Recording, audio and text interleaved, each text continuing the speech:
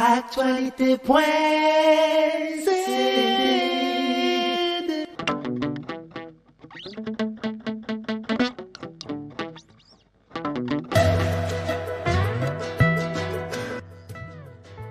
Deuxième numéro du podcast de la culture réservé à Malabo Art, Passion Ligodis et moi, et vous êtes sur actualité.cd.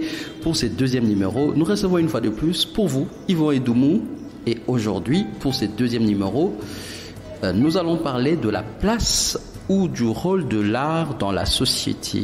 Et avant de parler justement du rôle de l'art, question somme toute bête, c'est quoi finalement l'art?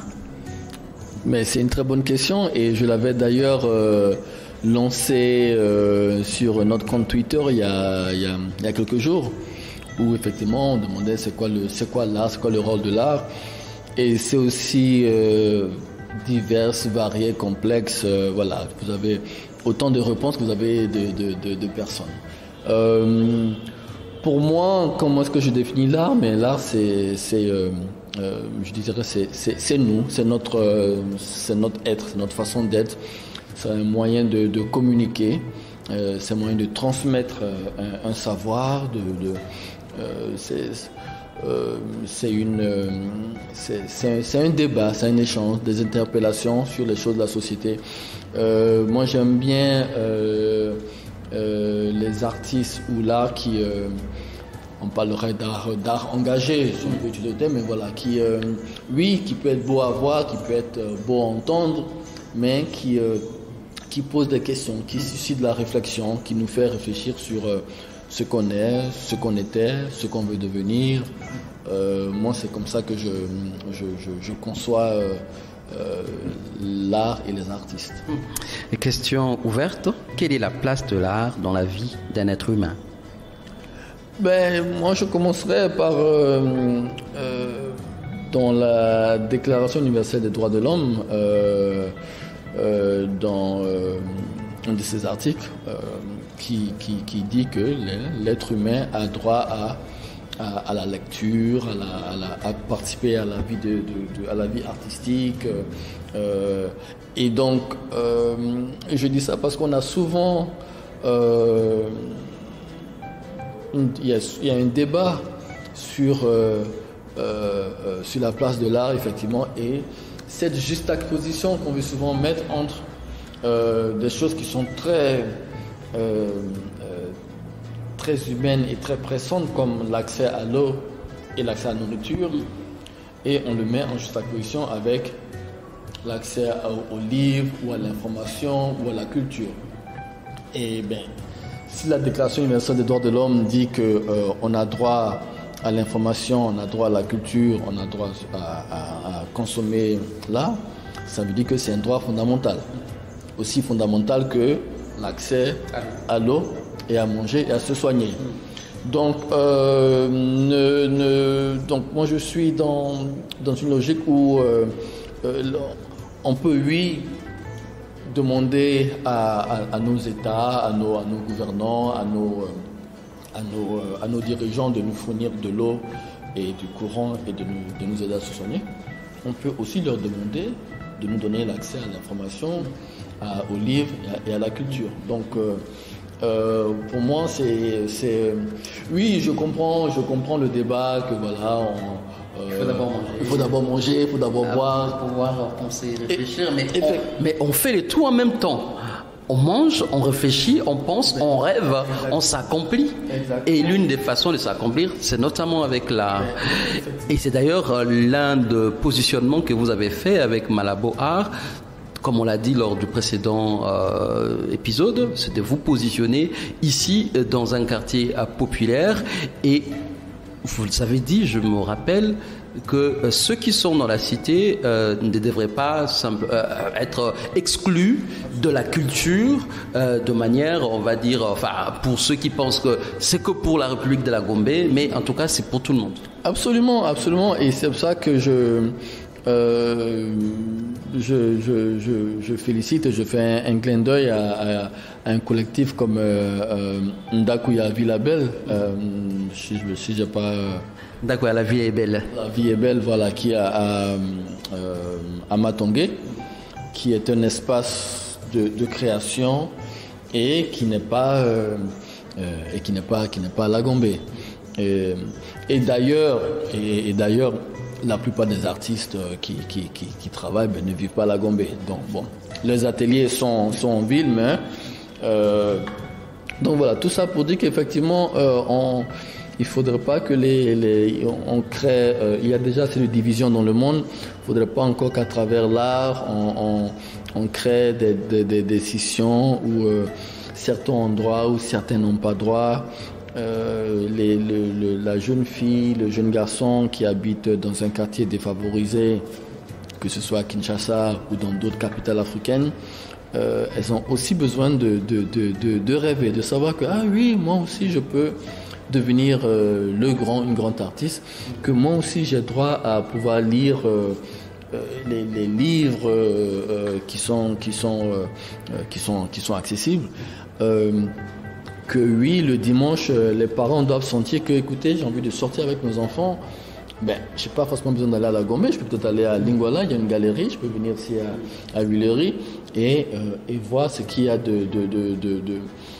il faut voilà, il y a un besoin de replacer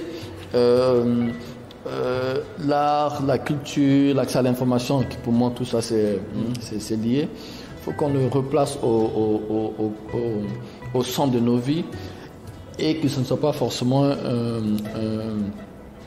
on va à l'école, on lit, on sait écrire, on sait dessiner et puis après quand on rentre à la maison, il y a une genre de cassure qui fait qu'il n'y a pas cette continuation là de ce qu'on a appris. Mais quand même, on entend souvent que, par exemple, pour l'art contemporain, c'est quand même pas très accessible par son langage, par ses coudes, par ses formats. Mais ça aussi, c'est... Comment on fait dans une ville comme Kinshasa pour rendre, on va dire, ce qu'on a ici, ces expositions, accessibles non pas seulement par rapport à l'espace, mais aussi accessibles par rapport à la compréhension, à l'interprétation? Alors, je pense qu'il y a plusieurs choses, j'en citerai deux. Je pense qu'une des choses, c'est de pouvoir, aussi tôt que possible dans notre système scolaire, de pouvoir introduire des cours sur qu'est-ce que l'art contemporain, c'est quoi, et que les gens comprennent, ça fait la distinction entre les différents courants qu'il y a eu, le modernisme, le postmodernisme, le dadaïsme et tout ça. Voilà, ce sont des choses qu'on devrait aussi... Autant on le fait pour la littérature, je crois. D'ailleurs, on le fait pour la littérature. Effectivement, on le fait peut-être même un peu trop. Parce qu'on connaît beaucoup mieux nos artistes français, belges, américains et beaucoup moins les Africains, les Congolais. Voilà. Donc, mais oui, effectivement, on devrait le faire à un âge assez bas pour que, avec le temps, les gens comprennent mieux ce que c'est et comme ça, quand ils arrivent dans une galerie, ils savent, ils ont les codes. Ils ont les codes pour pouvoir comprendre, pour pouvoir comprendre la pièce, le théâtre. Ça nuit pas, ils comprennent, ils s'enrichissent et interagissent et évoluent et s'accomplissent. Exactement. L'autre partie de ça, c'est aussi de pouvoir démystifier un peu tout ce oui, qui fait partie de la question en fait, démystifier un peu tout l'art en fait. Donc c'est-à-dire qu'aujourd'hui vous allez dans une expo et ça se fait partout, hein, on vous décrit le travail d'un artiste, mais c'est dans un langage qui est tellement avec des mots compliqués, on sent qu'on cherche quelque chose alors que non, souvent, les œuvres, oui, il y a toujours un second degré qu'on peut donner à une œuvre. En même temps aussi, par exemple, l'art populaire du Congo, mais il n'y a pas besoin d'expliquer. Oui. Quand on vous fait une travail de Chéri Charin et tout cela, on vous fait une scène de Matongé ou une scène avec les 5 présidents du pays, voilà, ça parle de lui-même. Donc il faut qu'on arrive aussi à... et ça, c'est le travail non seulement des artistes, mais de nous, promoteurs, de dire, écoutez, c'est pas sorcier, comme on dit. Hein. Mais ça se complexifie encore quand on a je prends l'exemple de tout notre art ancien. Beaucoup, en tout cas le Kinshasa que nous avons ici avec toutes ces églises qui parfois, on va dire, diabolisent tout notre passé et qui demandent même de couper les liens avec, et on va dire cet art contemporain qui parfois, avec des codes qui nous viennent de l'extérieur, comment on fait pour concilier les deux, c'est-à-dire arriver à briser le blocage des églises et de toute cette culture populaire qui veut que l'ancien est diabolique, et ce qui arrive nous vient de l'Occident, et donc ça ne nous appartient pas.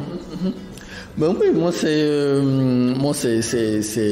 un des et que une des critiques que je subis, c'est peut-être trop fort, mais bon, que je reçois encore, c'est que non, mais tu collectionnes des masques, tu es un peu fétichiste, tu es un peu sorcier. Et puis je me dis bon. Et ça, effectivement, je pense que ça découle du fait que on nous a pas formés dès le bas âge à comprendre le masque Chokwe, les masques Ifwebe, tout ce qu'on a comme création. Et vu qu'on n'a pas ce minimum de compréhension, ça laisse la place aux pasteurs, aux prêtres, aux charlatans, à tout ce monde-là de venir diaboliser et donner une très mauvaise connotation à quelque chose qui est d'ailleurs très très très très riche et très très important. Et effectivement, en même temps aussi aujourd'hui, la contradiction est que ces mêmes personnes peuvent vous dire oui, non, mais il faut que ces trucs reviennent. Bon, finalement, quand c'était ici, vous ne voulez pas parce que c'est diabolique. Non, mon enfant, il ne faut pas faire l'art, il ne faut pas aller voir ces expos et tout ça. Mais en même temps, aujourd'hui, il y a toute une clameur pour que ça revienne. Donc, je pense que c'est la pédagogie et l'éducation qui permettront de vraiment briser les incompréhensions, briser les stéréotypes, briser tout ce qu'il y a comme mauvaise compréhension, mauvaise interprétation de ce que c'est. Aujourd'hui, oui, les statuettes et les masques qui ont été faits il y a 100 ans, 200, 300 ans, oui, certaines avaient un rôle fétichiste ou médical, spirituel, mais certains aussi étaient purement décoratifs. Et même s'ils étaient spirituels, c'est pas pour autant que l'Empire romain est jeté dans les poubelles de l'histoire. On continue à enseigner les civilisations grecques. La Bible, c'est les judaïsmes de l'époque. Exactement. Donc oui, je pense qu'on a, je pense que si on avait fait un travail depuis nos classes on va exagérer, de maternelle, de primaire, où déjà les enfants comprennent et ont quelques rudiments de comprendre ce que c'est, de pouvoir reconnaître certaines pièces à un âge avancé. Ces personnes-là seraient moins susceptibles d'être influencées par un message qui n'est pas véridique sur le rôle et la place de l'art, en fait. Et peut-être pour terminer pour cet épisode, c'est la place du digital dans un monde, on va dire, globalisé. Est-ce une opportunité justement pour arriver à, on va dire, à intégrer la jeune génération dans l'univers de l'art? Écoute, moi je crois que oui, parce que finalement aujourd'hui nous sommes la galerie est capable de faire voir, apprécier et vendre certaines œuvres parce que on a un compte Instagram, on a un compte Twitter et on a quelqu'un qui est en Chine ou à Tokyo, et aujourd'hui voilà, donc on a réduit l'espace-temps qui fait qu'aujourd'hui, pour moi, il est indispensable, incontournable de ne pas être présent sur au moins un des réseaux sociaux pour pouvoir se faire connaître, pour pouvoir dialoguer.